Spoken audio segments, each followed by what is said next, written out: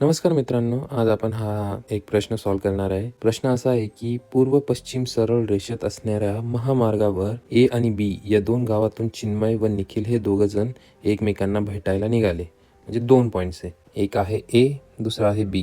मी ते पॉईंट्स इथं मेन्शन करतो. ए पॉईंट, हा एक बी पॉईंट. पुढं आहे चिन्मय हा ए या गावातून सरळ रस्त्याने 20 किलोमीटर आला. ओके, आपण एक एक पॉईंट मांडत जाऊ. प्रश्न सॉल्व्ह करत असताना चिन्मय 20 किलोमीटर सरळ आला, तर हा मी एक 20 किलोमीटरचा पट्टा दाखवला. चिन्मय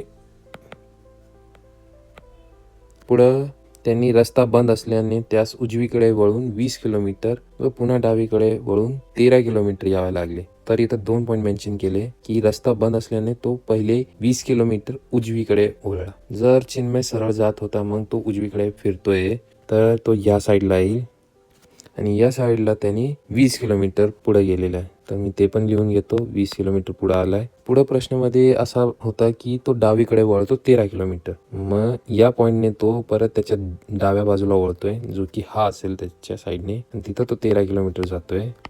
नंतर डावीकडे वळून 20 किलोमीटर अंतर कापून चिन्मय महामार्गावर आला व थांबला. मग तो या पॉईंट पासून डावीकडे परत 20 किलोमीटर गेला, म्हणजे तो महामार्गावर पोहोचला असेल माझ्या मते. मी ते इथं मेन्शन पण करतोय.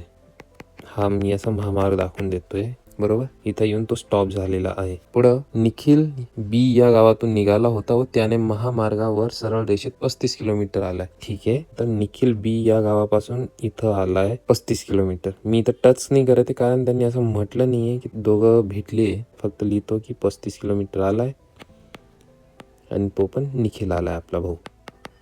ठीक आहे, पुढं काय म्हणताय, म्हणजे इथपर्यंत पोहोचले. आता त्यांच्यामधील अंतर किती?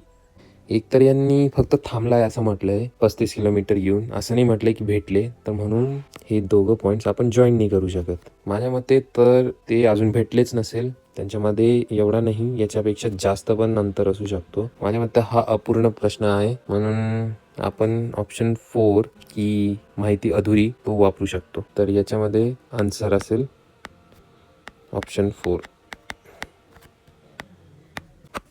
धन्यवाद.